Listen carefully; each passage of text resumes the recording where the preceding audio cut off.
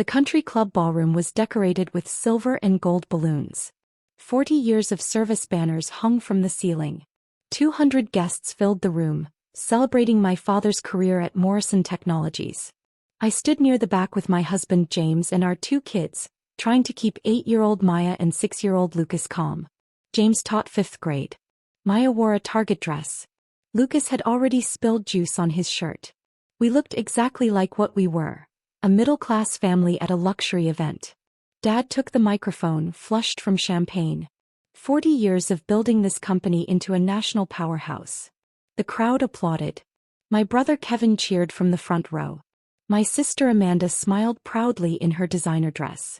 I've sacrificed everything for Morrison Technologies, Dad continued. His eyes found me in the back.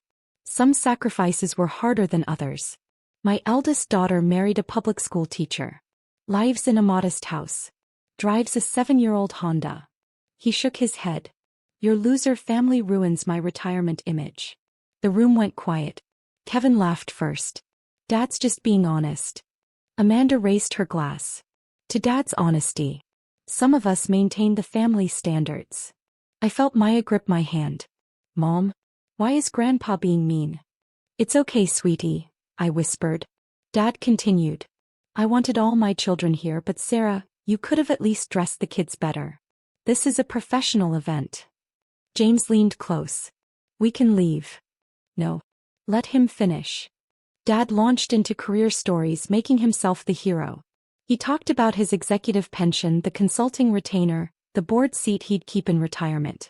$65,000 a month, he announced. That's what loyalty gets you. Kevin whistled.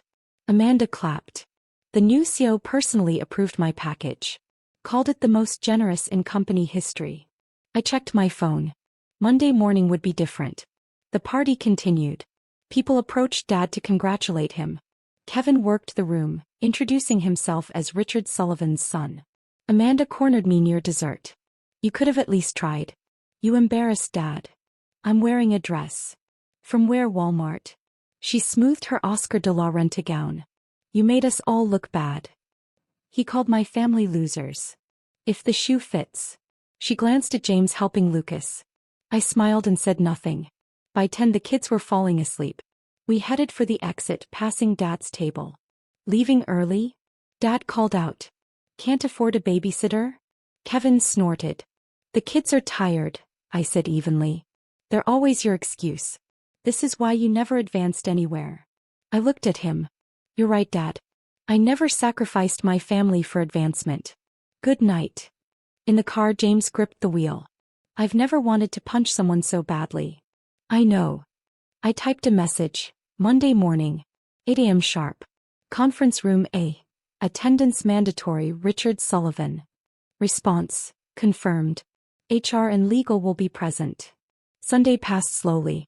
Dad posted party photos on Facebook with congratulations flooding the comments. Monday morning I woke at 5:30. Put on my charcoal gray suit. James made coffee. Good luck today. Won't need it. I arrived at Morrison Technologies at 7:15. The lobby guard smiled.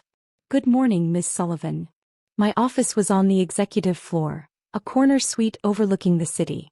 Patricia had coffee ready. HR and legal are waiting. Your father arrived 10 minutes ago looking confused. Perfect. Let's begin at 8 exactly.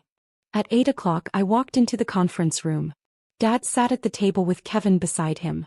Our HR director, Linda Martinez, sat across from them with our chief legal counsel, David Park. Dad looked annoyed. What's this about? I got a message that attendance was mandatory. I'm retired. Nothing's mandatory anymore. Good morning, Dad. I took the seat at the head of the table. Thanks for coming in. I don't appreciate cryptic messages. I have a tea time at 9. This won't take long. I nodded to Linda. Please proceed. Linda opened her folder. Mr. Sullivan, we need to discuss your retirement package. Dad leaned back confidently. The most generous in company history. Already approved by the CEO himself. About that, I said quietly. He looked at me for the first time, really looked. He took in the suit, the position at the head of the table, the way Linda and David deferred to me. What are you doing here? He asked slowly. I work here, Dad. You said you worked in finance consulting. I do. For Morrison Technologies. Have for 12 years. Kevin frowned. Wait, you work here? In what, accounting? Not exactly. I slid a document across the table. Linda, please explain Mr. Sullivan's retirement package status. Linda cleared her throat. As of this morning, your pension and retirement benefits have been frozen pending review. Dad's face went red. Frozen? On whose authority? Mine, I said simply. You're nobody. You don't have the authority to freeze anything. David spoke up, his legal voice calm and precise. 6 months ago, Morrison Technologies underwent a leadership transition. The board of directors appointed a new CEO. That CEO has full authority over all personnel decisions, including retirement packages. I know that, Dad snapped. I've known the new CEO for years. He approved my package personally. No, I said. She didn't. The room went absolutely silent. Dad stared at me. What? The new CEO is me, Dad. I've been CEO of Morrison Technologies for 6 months. Kevin's mouth fell open. Dad looked like he'd been slapped. That's impossible, Dad said finally. You have a nothing job. I was CFO for 8 years before the promotion. Before that, VP of Financial Operations. Before that, Director of Strategic Planning. Kept my voice even. I started in the analyst program 12 years ago, right out of graduate school. Might you remember? The business degree you said was a waste because I should have just married well instead. The board wouldn't. The board voted unanimously. I increased revenue by 43% in my first 6 months. Expanded into 3 new markets. Negotiated the merger with Techline that you called impossible. Linda slid another document across. This shows the organizational chart. Sarah Sullivan, Chief Executive Officer, reports directly to the board of directors. Dad grabbed the paper, staring at it as if it might change if he looked hard enough. So Saturday night, I continued, when you told 200 people that my loser family ruins your retirement image, you were talking about the CEO who controls your pension. Kevin found his voice. This is insane. How did we not know? Bez, I didn't tell you. I kept Sullivan as my professional name but used my full legal name, Sarah Sullivan Martinez, in all company communications. None of you ever asked about my work in detail. You assumed. Dad's hands trembled on the paper. The $65,000 a month was approved by my predecessor based on your original position and contributions. However, as the new CEO, I'm required to review all executive compensation packages, especially ones that are, quote, the most generous in company history. You can't do this. I absolutely can. Linda, what did our compensation analysis show? Linda didn't need to check her notes. The standard pension for Mr. Sullivan's position and tenure would be $38,000 monthly. The approved package of $65,000 represents a 71% premium over comparable executives. And the justification for that premium? The documentation cites long-term loyalty and relationship with executive leadership.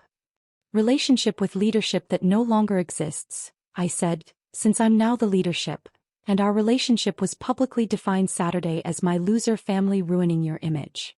Dad's face had gone from red to pale. Sir, come on. I was drinking. It was a joke. Was it? Was it a joke when you called James a loser for being a teacher? Was it a joke when you said my kids dressed like poverty cases? Was it a joke when you spent 12 years telling me I wasted my potential by not marrying rich? Kevin tried to intervene. Dad didn't mean it literally. Then he'll be fine with the literal standard pension of $38,000 instead of $65,000. That's a $27,000 monthly difference, Dad said, his voice cracking. I'm aware. It's $324,000 annually. Over a 20-year retirement projection, that's $6,480,000. I met his eyes. That's what Saturday night's speech cost you. The board won't allow this. David spoke again. The board has full confidence in Ms. Sullivan's compensation decisions.